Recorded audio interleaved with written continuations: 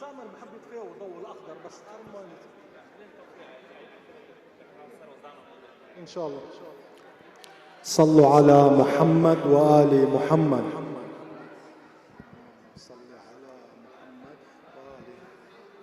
ثانية يرحمكم الله.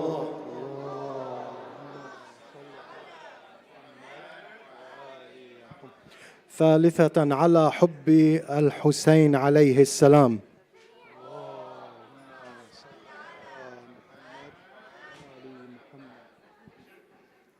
Inshallah, we're going to be reciting Surah Al-Ghashiyah for those who would like to follow. أعوذ بالله من شر الشيطان الرجيم.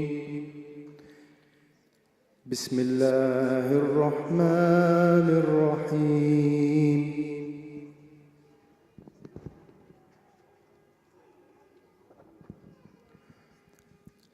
هل أتاك حديث الغاشية وجوه يومئذ خاشعة عاملة ناصبة تصلى نارا حامية تسقى من عين آنية ليس لهم طعام إلا من ضريع لا يسمن ولا يغني من جوع وجوه يومئذ ناعمة لسعيها راضية في جنة عالية لا تسمع فيها لاغية فيها عين جارية فيها سرر مرفوعة وأكواب موضوعة ونمارق مصفوفة وزرابي مبثوثة أفلا ينظرون إلى الإبل كيف خلقت وإلى السماء كيف رفعت وإلى الجبال كيف نصبت وإلى الأرض كيف سطحت فذكر إنما أنت مذكر لست عليهم بمسيطر إلا من تولى وكفر فيعذبه الله العذاب الأكبر إن إلينا إيابهم ثم إن علينا حسابهم صدق الله العلي العظيم.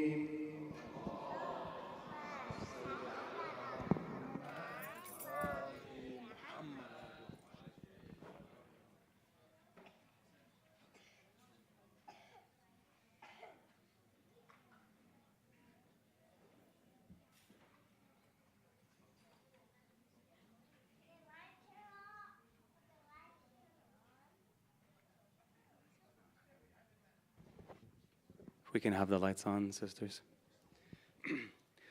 صلوا على محمد وآل محمد.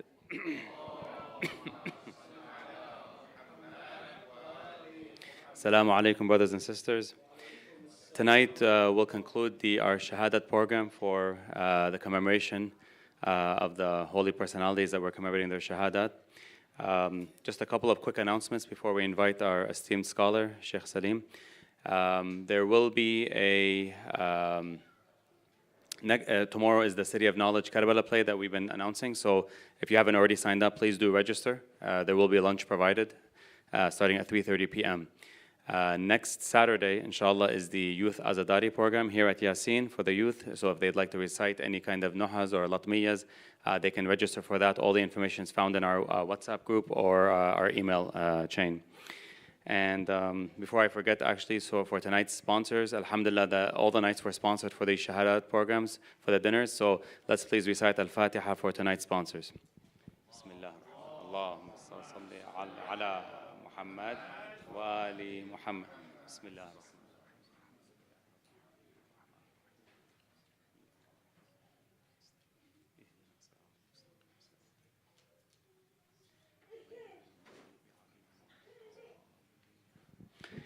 There will be a children's program today for the ages of 4 to 9. So if those children from the ages of 4 to 9, they can proceed to their room right now.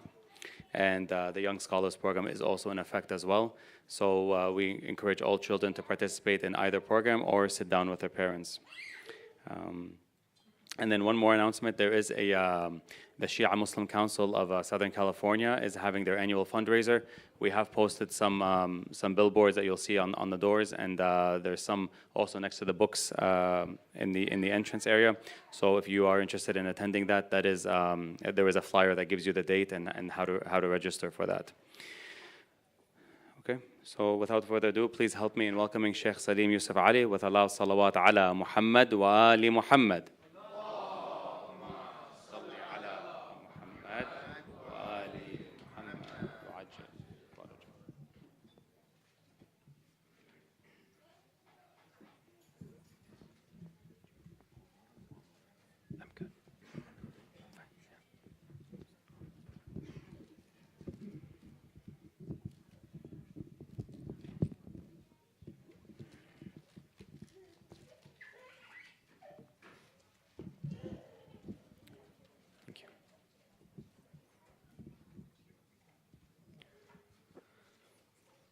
أعوذ بالله من الشيطان الرجيم بسم الله الرحمن الرحيم الحمد لله رب العالمين لا حول ولا قوة إلا بالله العلي العظيم والصلاة والسلام على أشرف الأنبياء والمرسلين وخاتم النبيين وسيد المرسلين أبي القاسم محمد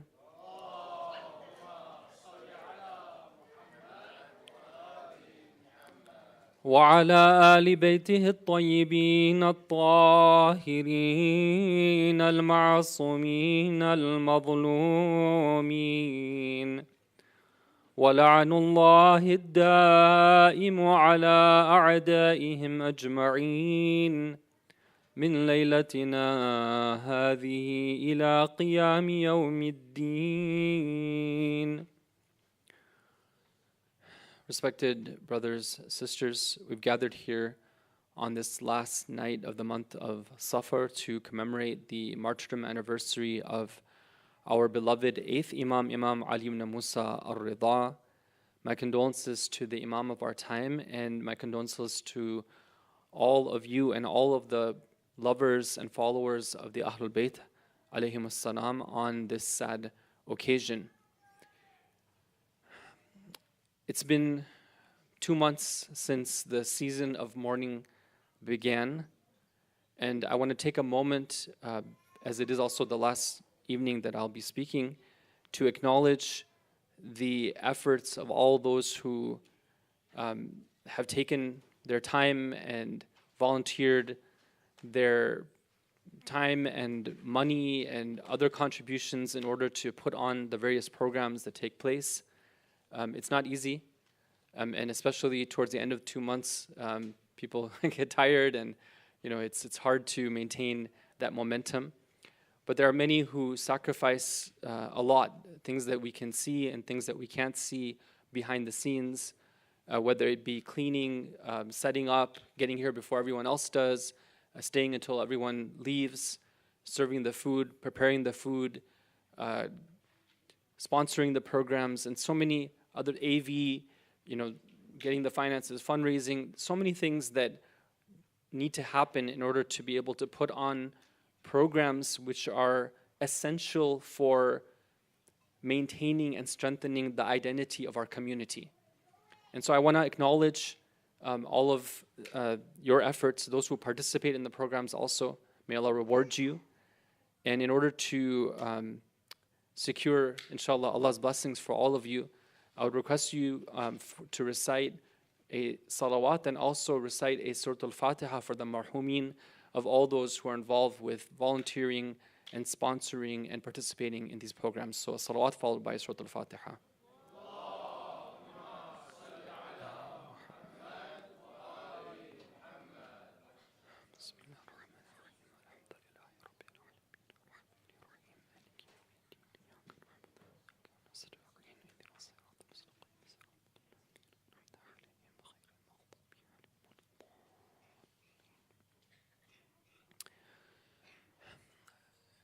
A couple of nights ago, we began this series, which has been centered around trying to understand more about the tarbiyah strategy of Rasulullah sallallahu alaihi wasallam. How is it that he would guide people to develop their inner potential, to bring out, according to that hadith, bring out the gold and silver which is present in the minds, which is, our souls. What was his primary program for being able to bring about this transformation and this change? And we talked about different approaches that he took.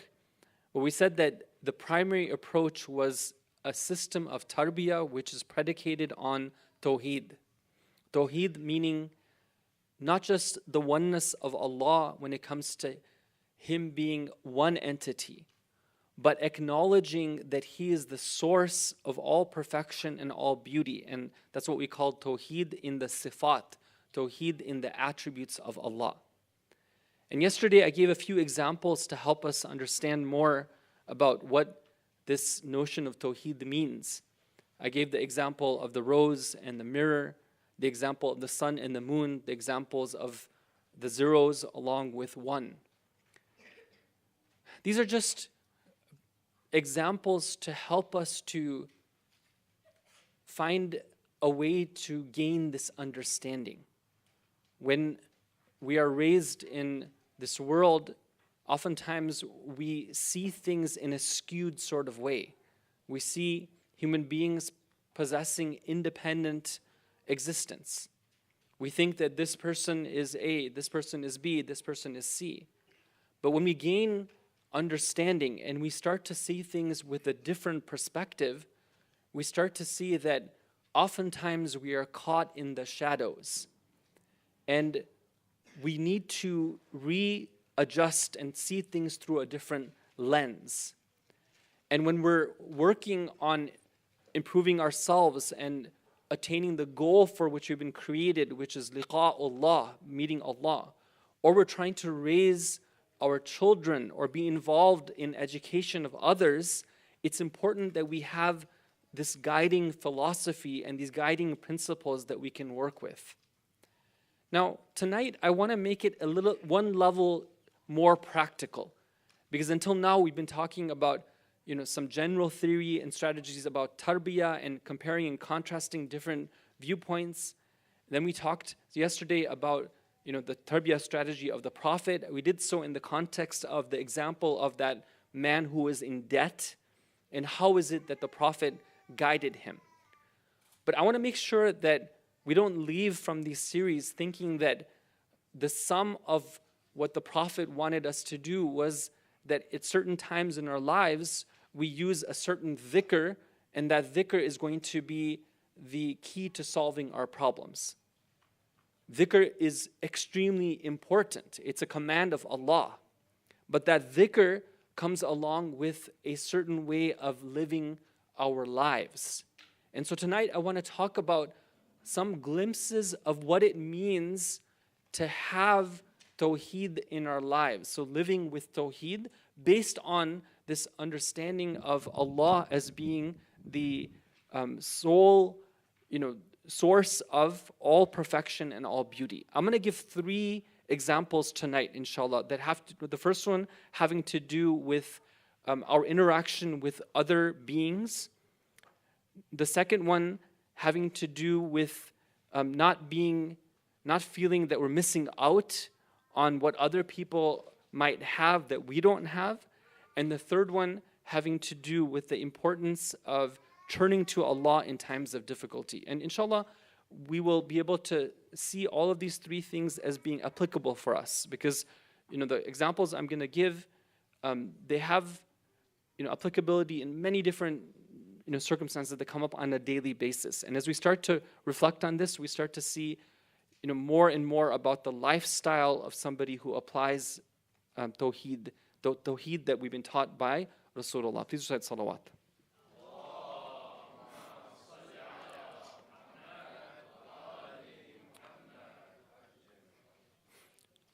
So the first example I want to give is about the interaction with other beings. And I want to start with a story. Our beloved Prophet was returning from a battle. It was the Battle of Khaybar. I haven't been to battle, but I can imagine that when you're coming back from battle, you're very keen on just getting home and resting and being able to recover from whatever battle weariness that you might have had. The Muslims were victorious. There was a lot to celebrate. There was a lot to occupy them at that time. But it's very interesting that we have a report in the books of hadith which says that when Rasulullah was traveling from Khaybar back to Medina, his eyes caught sight of a mountain, which was the mountain of Uhud. And when he saw the mountain, he paused, he gazed upon it, and he said, هَذَا جَبَلٌ يُحِبُّنَا وَنُحِبُّهُ. This is a mountain that loves us and that we love it as well. Now, why did he do this? What message was he conveying? What type of tarbiyah and ta'aleem? What was he trying to teach the people around him? We don't have records of everything that the Prophet said and everything that he did.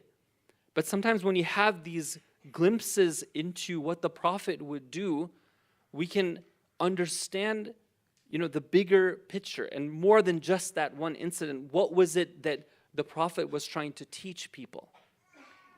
And one of the things that perhaps we can derive from this is that even when it came to something like a mountain, which, at least from the perspective of a normal human being, it doesn't talk, it doesn't walk, right? It's very sedentary, it's unchanging, it's not very dynamic. Even something like a mountain, our Prophet, when he would look upon it, he would see that it too is a reminder of Allah. Because after all, it is a creation of Allah, and Allah is the one who made it with certain features and certain characteristics which in its own right are magnificent. A human being that would be as tall as a mountain, theoretically, would not necessarily make for a very easy person to hang out with, right? Because it's too big. Right? But for a mountain to be magnificent, for a mountain to be that towering, right, is something which is very much fitting for what you would want from a mountain. And so from the perspective of Rasulullah, the mountain is something which does speak. Right? It's something which does have an identity. And it's something that somebody can develop affection for. Not just affection as in like nostalgic affection. Many of us might have taken certain trips, maybe when we were young, right? We had a particularly good trip with our family, and we have these memories of certain things that we had seen. And we're like, when I think about that ocean view or that mountain or that river or that luscious, let's say, field of flowers, I have a lot of good memories from the past. But for Rasulullah, even something like a mountain would remind him of Allah. As the Quran says, وَإِن مِّن شَيْءٍ إِلَّا يُسَبِّحُ بِحَمْدِهِ وَلَكِنْ لَا تَفْقَهُونَ تَسْبِيحَهُم. Meaning that every single thing does tasbih. Every single thing is speaking, right? Not necessarily in the way that we understand speaking to take place, but it has a message. It's proclaiming something very loudly. It's very boldly saying that I am from Allah. I reflect, just like the moon reflects the sun, I reflect the creation that Allah has given me. And this extends to other things as well. We have beautiful examples from the Ahlul Bayt alayhim salam about how they would be with animals. And these are stories that many of our children are familiar with. And it's important for us to tell these stories, but we also need to make sure that we're giving the right understanding. A lot of times when you think about animals, our thoughts immediately go to like the pet culture, right? The pet culture is a certain way of dealing with animals, right? I'm not saying that all pet owners are the same or that pets are a bad thing, but what I am saying is that there is a certain segment of people who own pets where they develop an understanding which is contrary to the Islamic understanding of how we're supposed to be with animals.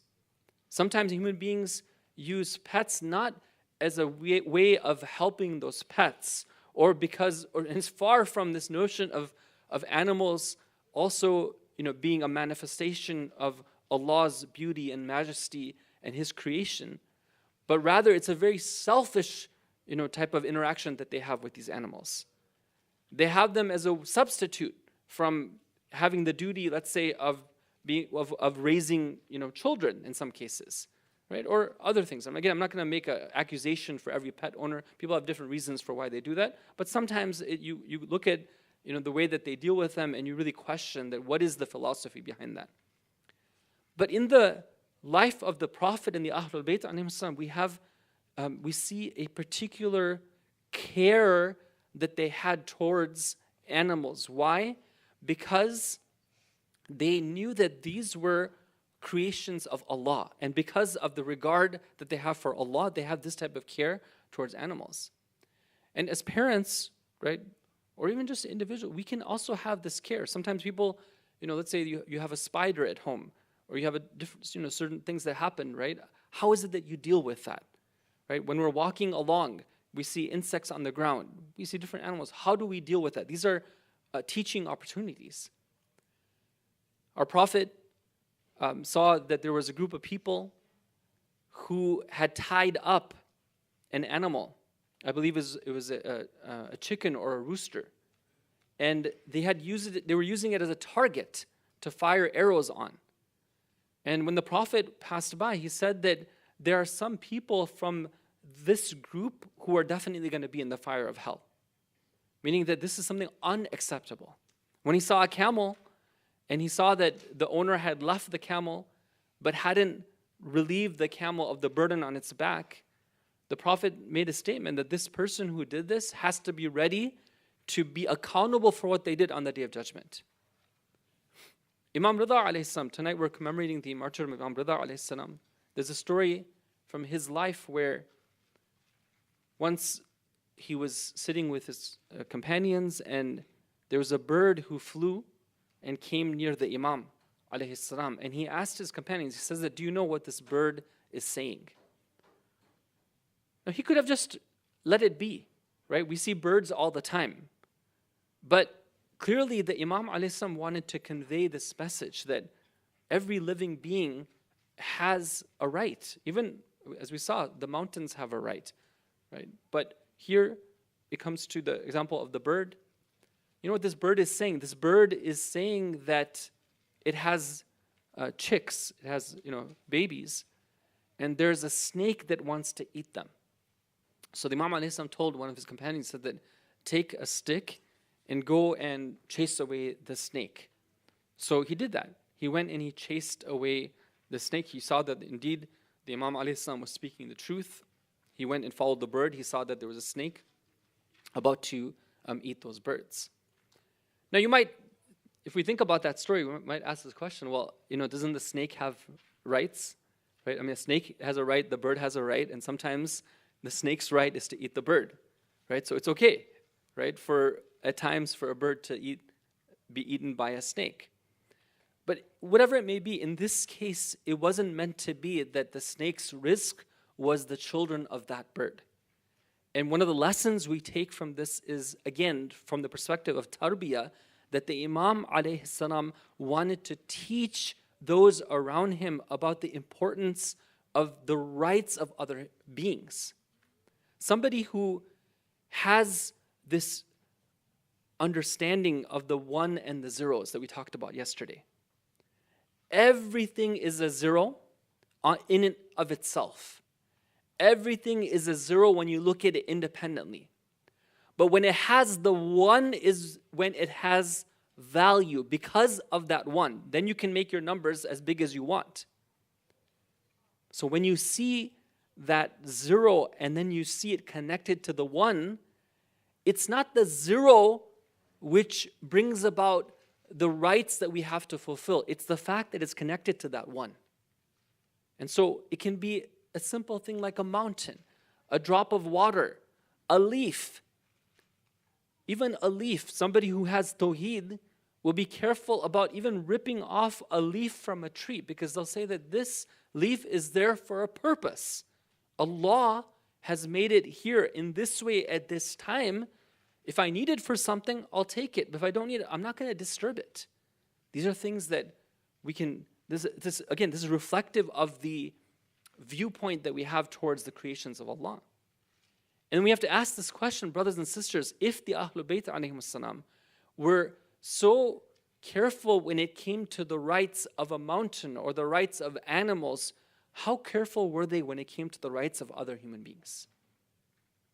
One of the things that happens if somebody lives tawheed is that it becomes a lot easier for them to be kind and respectful and loving towards the creations of Allah. Why?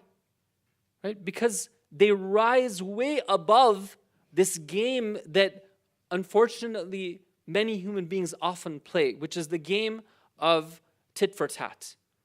Right? I am going to treat you well as long as you're going to treat me well. If I think that at any point you have fallen short on whatever it is, or you haven't met my expectations, that I am not going to treat you well. And this is such a game which ignores, again, what? The one, right? It's looking at the mirror, not looking at the rose. When somebody has Allah and sees Allah as the source for whatever it is, right, they rise above these types of petty type of understandings. They say that it is because of Allah that I am bound to treat you and acknowledge your rights and respect them, irregardless of whether you might at times not respect my rights, because of my respect for Allah. And this is my duty. I can do it easily, because whatever it is that you are not independently possessing that. That's why somebody who has tawheed, it becomes something for them, easy for them to feel connected with other human beings, right? Like when we talk about right now, the famine taking place.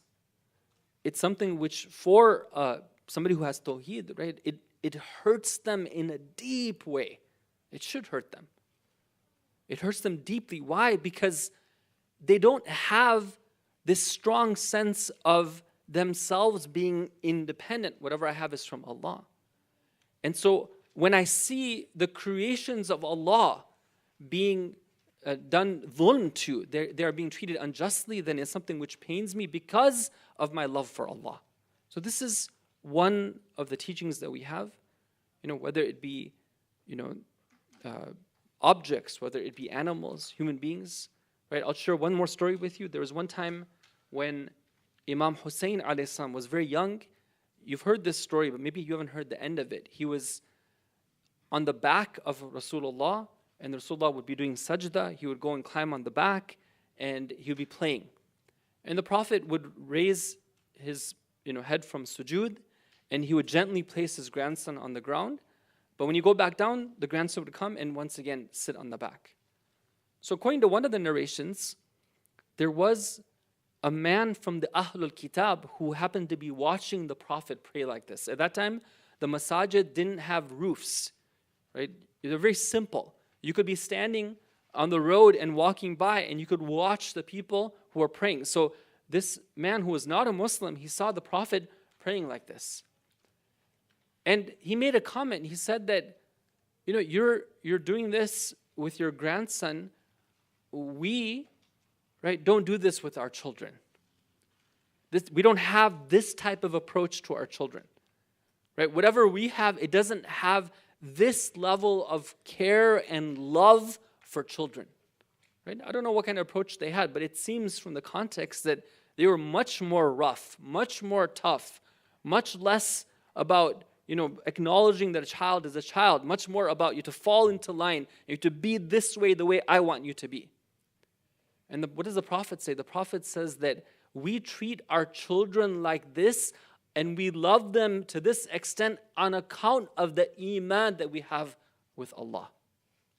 Right? This is a very powerful statement, that when somebody has that iman and they have that tawheed, then it affects the type of love they have for their family members too. Right? It's very, very powerful. I mean, something to really reflect upon. And this non-Muslim man who's watching and listening to the Prophet say this, he's so struck by what the Prophet said, one sentence. And he's so struck by this type of tarbiyah that the Prophet is doing that he accepts Islam on the spot. He said, this is the religion that I want to have. You are my Prophet. Please recite salawat.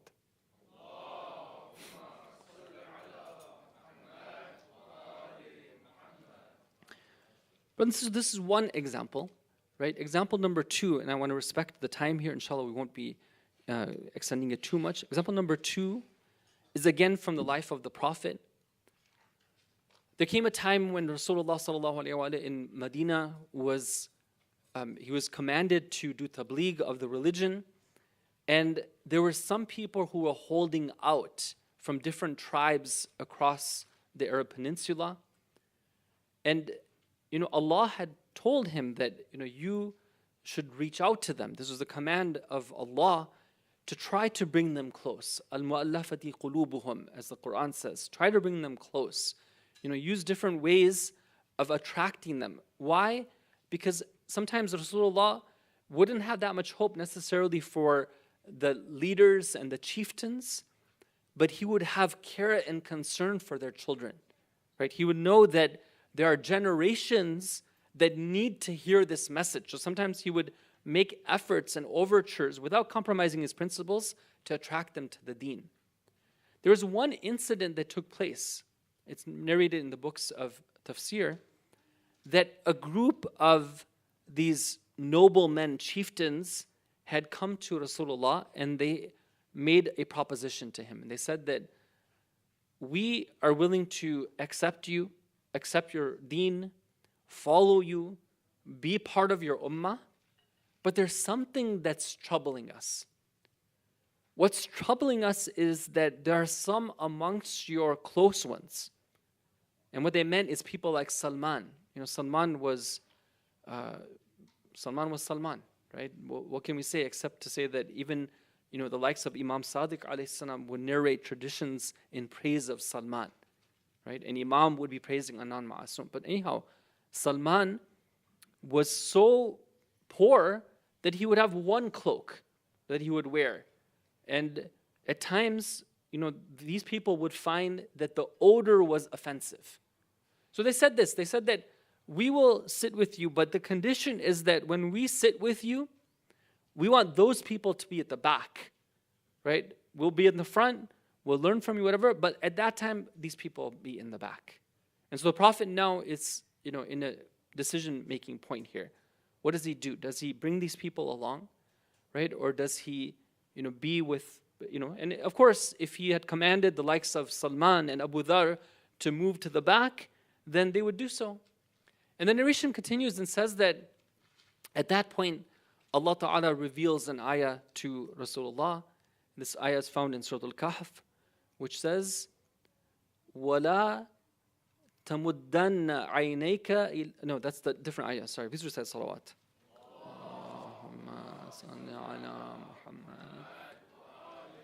واصبر نفسك مع الذين يدعون ربهم بالغداة والعشي يريدون وجهه ولا تعد عينيك إلى ما متعنا به تريد زينة الحياة الدنيا or I think that let me just get the exact ayah ولا تعد عيناك عنهم تريد زينة الحياة الدنيا ولا تطع من أغفلنا قلبه عن ذكرنا واتبع هواه وكان أمره فرطا.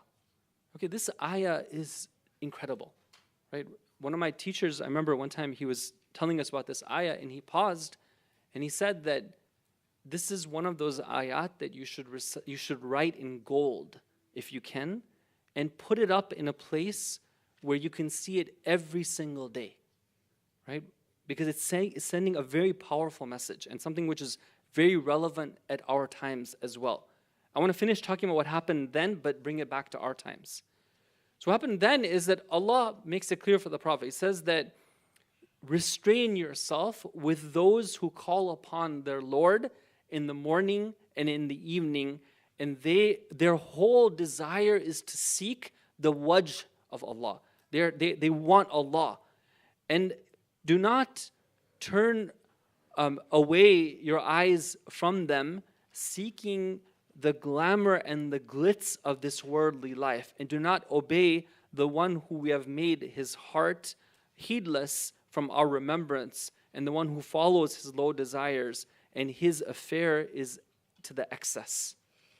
So the Prophet understands what Allah wants him to do.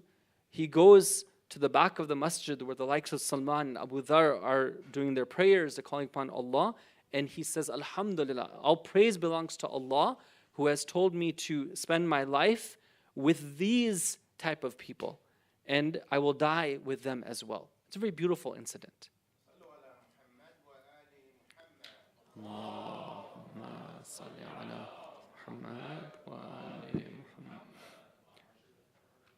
But when you look at this ayah, brothers and sisters, we need to go beyond just the occasion of revelation. This ayah is telling us that our responsibility is to always be with the awliya of Allah, right? Literally, do not turn your eyes away from them. Always be fixated on them. Always have them be at the center of what you consider to be great and what you consider to be attractive. Don't be fooled. Don't be attracted by the glitz and the glamour. In today's world, there's a huge sense that many experience, and it's something which is very prominent, and not just among young people, older people as well.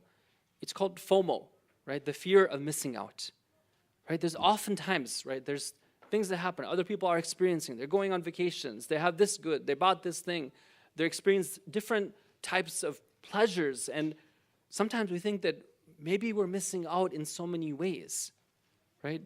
We don't have this thing, we don't have that thing.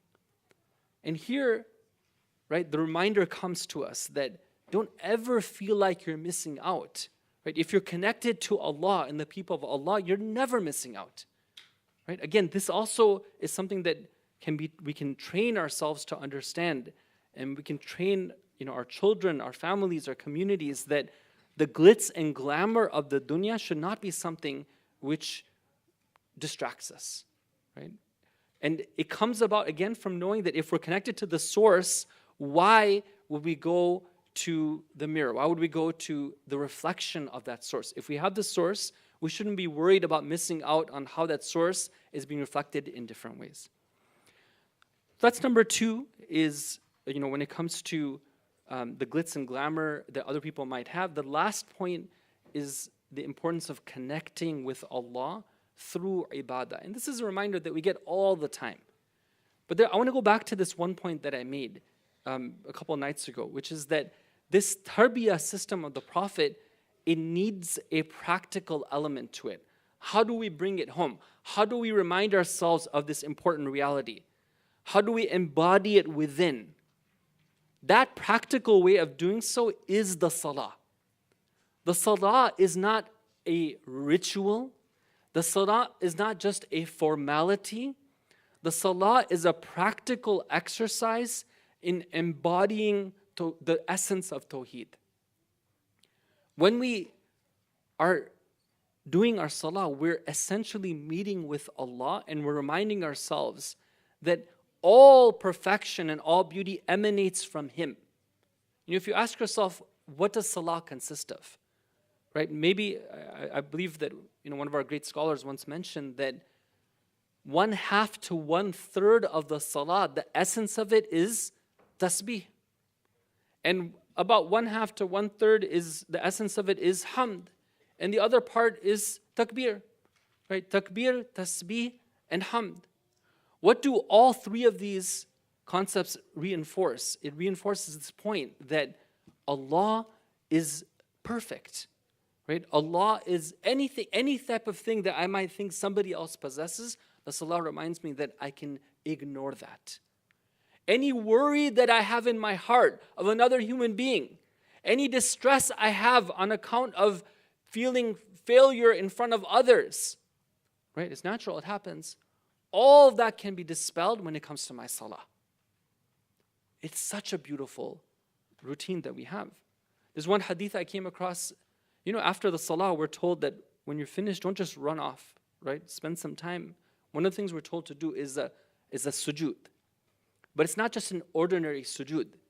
It's a type of sujood where we're told that get down on the ground to the point where your elbows and your hands and your knees are on the ground, even to the point where your chest is touching the ground as well. Normally, there's difference in terms of the recommended etiquettes for men and women when it comes to how to put our hands and our body during sujood. But at least for men, it's not recommended to be on the ground when we're doing our sajda in our normal prayer. We're supposed to keep our hands a little bit like this and a little away from the body. But in this sajda, whether you're a man or a woman, we're told after the prayer, you go down on the ground. I came across this beautiful hadith from Imam Sadiq alayhi salam, in which he says that if any one of you is worried, you have something that's like kind of preoccupying you, and it happens, right, to many people. Anyways, he says that what you should do is you expose your elbows, expose your knees, meaning that, get humble. Go down on the ground to the point where you're so low that your chest is touching the ground as well. And in that point, in that situation, talk to Allah and present your plea to Him. This is a very practical technique, right? We're looking for help. We're looking for a prescription in all different circumstances. This is the beauty that we have with salah and the associated rituals that we have with salah. So brothers and sisters, to sum up, we talked about 3 aspects of living Tawheed, right? The first one is our interaction with other beings, inanimate, living, animals, children, family members, other human beings.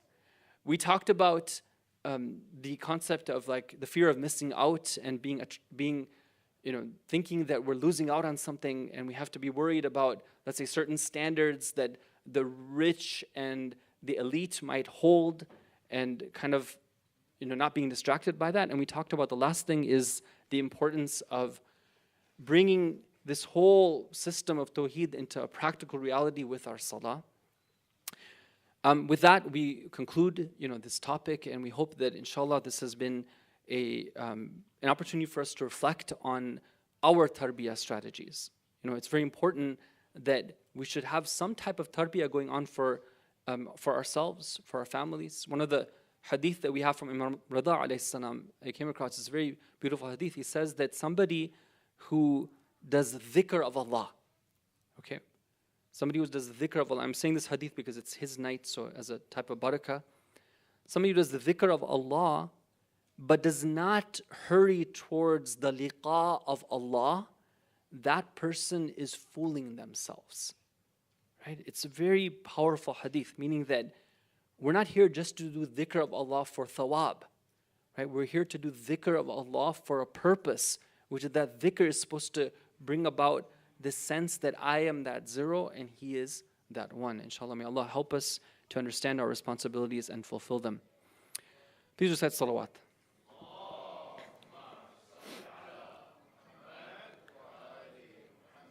Tonight, brothers and sisters, is the night in which we commemorate the Shahada of Imam Ridha alayhi salam. For many of us, we've had that tawfiq and the opportunity to visit the beloved Imam Ridha's shrine in the city of Mashhad. It holds a very sentimental value for the Shia of the Ahlul Bayt alayhim salam for many reasons.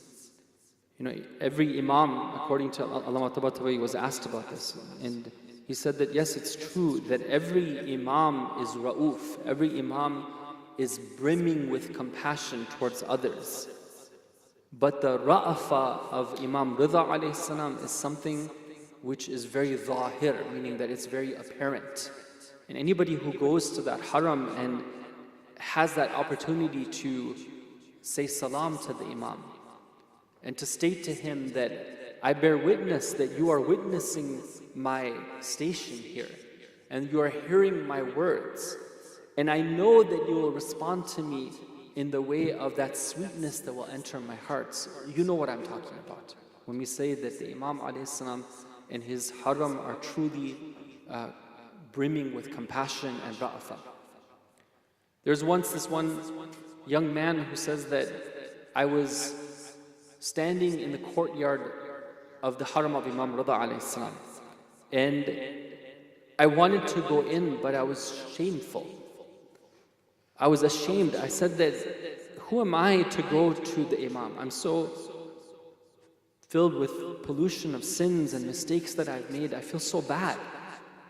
What if, he were to reject me? And he was just standing there thinking, should I go, should I not go?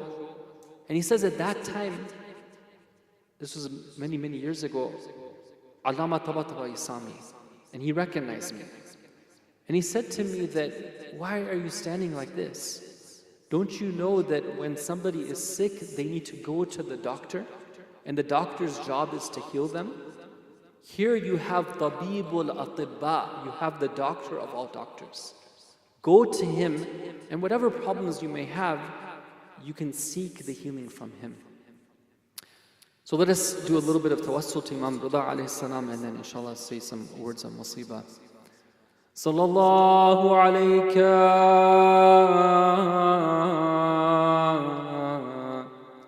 Ya Ali ibn Musa ayyuha ar-Ridha Ya ibn Rasulillah Ya Sayyidana wa Maulana Inna tawajjahna wastashfa'na وتوسلنا بك إلى الله وقدمناك بين يدي حاجاتنا يا وجيها عند الله يشفع لنا عند الله يا وجيها عند الله يشفع لنا عند الله. Abu Salt says, the companion of Imam Ridha says that when the Imam alayhi salam ate from the poison grapes, the poison was so strong in them that he fell to the floor. His body was convulsing like a snake convulses on the ground. He was so overcome with pain because of the poison that was present in the grapes. He says that suddenly I saw that this figure of light came into the room. I recognized that it was Imam Muhammad al-Jawad alayhi salam. I said my salam to him. I said to him, "Oh my master, how is it that I see you here in Marv? How did you come here? How did you enter the home?" Imam Jawad alayhi salam tells him that the same one who brought me from Medina is the same one who brought me into the home and in the presence of my father. Imam Ridha alayhi salam is present. He is breathing his last. His son is with him at his side. It is in this situation that the Imam alayhi salam breathes his last in this world. The Imam was ghareeb. He was so far from his hometown. He was such a stranger. But today we see on this night, there are so many people who are going to do ziyarah of Imam Ridha. There are so many thousands upon thousands of people who are shedding tears at the haram of Imam Ridha alayhi salam. They are saying to him, "Assalamu alayka ya Ali ibn Musa." But let us see who is really the one who is ghareeb. Imam Ridha alayhi salam was ghareeb. But our heart goes to that one who was present in Karbala. He kept on asking for some water. He would say that his liver was burning him. But those enemy soldiers only looked upon him. They would not give him even a drop of the water. They had stationed thousands of soldiers at the river banks, preventing anyone from getting the water for the Imam, for his children. When the Imam alayhi salam has been surrounded by the enemy, his son Imam Sajjad alayhi salam tries to help him, but he is so weak, he can only drag his sword on the ground, and soon he has to return to the tents. Who is there at that time to be with the Imam?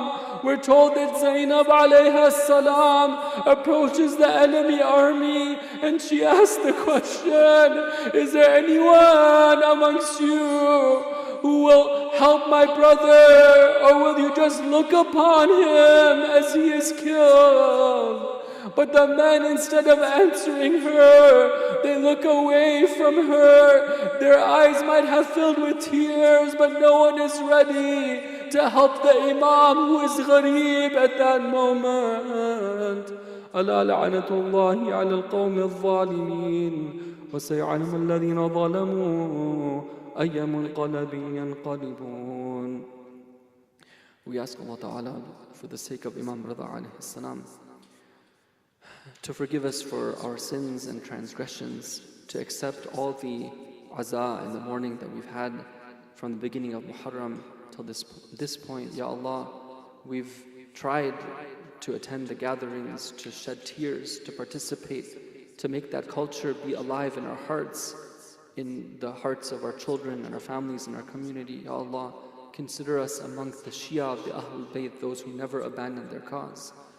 O Allah, we ask you to hasten the reappearance of our beloved Imam, the Imam of our time. We ask you, Ya Allah, by means of his reappearance, to remove the injustice and oppression that is present in the world. O Allah, we complain to you about this oppression and this injustice. We complain to you about the hunger of our brothers and sisters and the children in Palestine, in Gaza. O Allah, we ask you to swiftly grant them their faraj, and to grant them victory over the oppressors and the zalimeen, and to remove all of your mercy from them. وَالْعَنْهُمْ لَعْنًا وَبِيلًا. O Allah, protect and preserve all those who are serving the cause of truth and Islam and justice, especially our maraja, especially the Islamic leadership, with the barakah of salawat ala Muhammad wa ala Muhammad.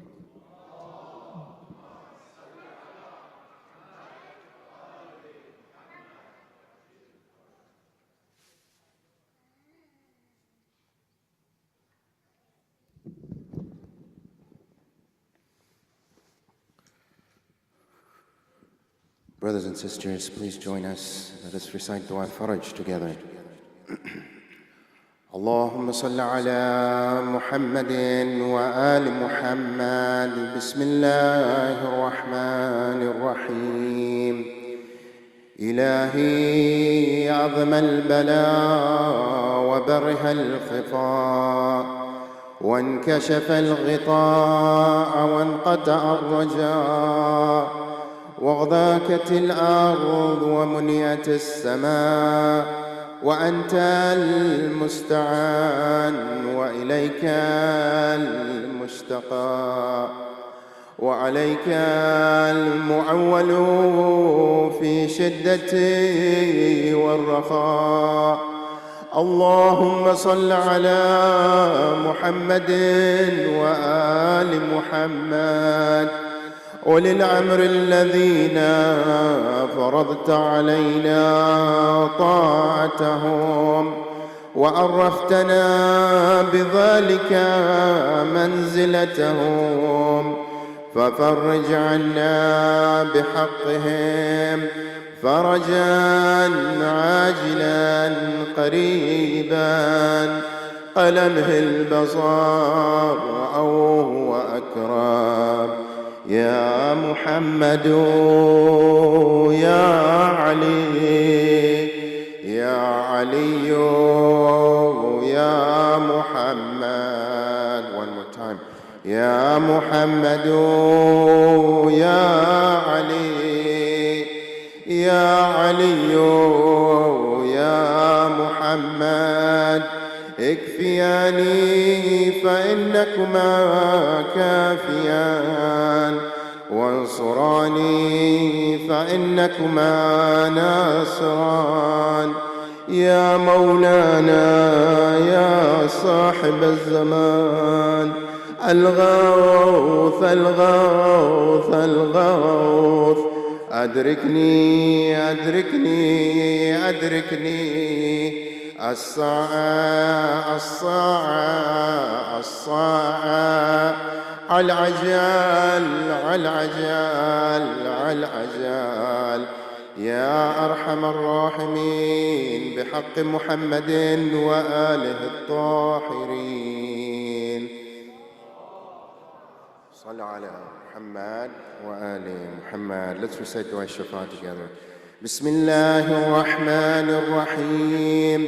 عما يجيب المضطر إذا دعاه ويكشف السوء، عما يجيب المضطر إذا دعاه ويكشف السوء، عما يجيب المضطر إذا دعاه، عما يجيب المضطر إذا دعاه ويكشف السوء، عما يجيب المضطر إذا دعاه. باسمك العظيم الأعظم مع الأعز العجل الأكرم، بمحمد وعلي وفاطمة والحسن والحسين وتسعة المعصومين من ذرية الحسين. Together. يا الله يا الله يا الله يا الله يا الله يا الله يا الله يا الله يا الله يا الله يا الله يا الله. اللهم اغفر للمؤمنين والمؤمنات والمسلمين والمسلمات الأحياء منهم والأموات. تاب اللهم بيننا وبينهم بالخيرات، إنك رافع الدرجات، إنك قاضي الحاجات، إنك على كل شيء قدير.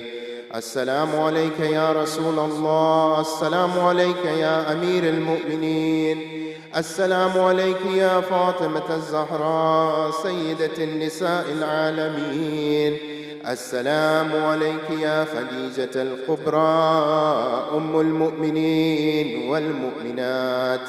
السلام عليك يا حسن المجتبى. السلام عليك يا أبا عبد الله، وعلى الأرواح التي حلت بفنائك. عليك مني سلام الله عبدا ما بقيت وبقي الليل والنهار، ولا جعله الله آخر العهد مني لزيارتكم.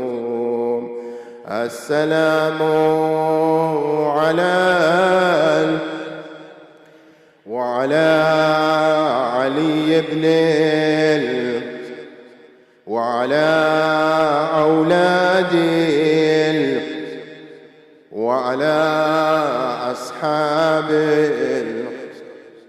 السلام عليك يا علي بن الحسين الزين العابدين. السلام عليك يا محمد بن علي الباقر العلمي بعد النبي. السلام عليك يا جعفر بن محمد الصادق الأمين. السلام عليك يا موسى بن جعفر الكاظم الغيظ وباب الحوائج. السلام عليك يا علي بن موسى الرضا الإمام الرؤوف. السلام عليك يا محمد بن علي التقي الجواد. السلام عليك يا علي بن محمد الهادي النقي. السلام عليك يا حسن بن علي الزكي العسكري. السلام عليك يا مولانا يا صاحب الزمان. السلام عليك يا خليفة الرحمن.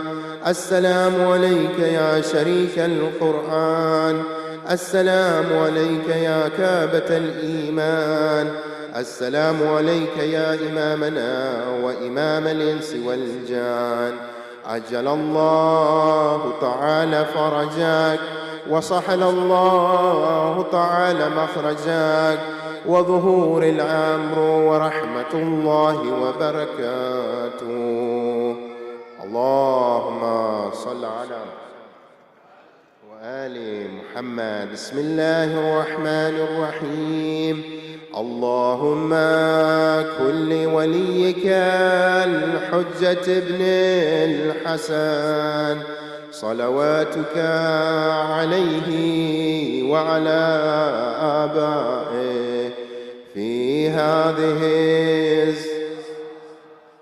وفي كل ساعة وليا وحافظا وقائدا وناصرا ودليلا وعينا، حتى تسكنه أرضك توءا وتمتعه فيها طويلا برحمتك يا أرحم الراحمين.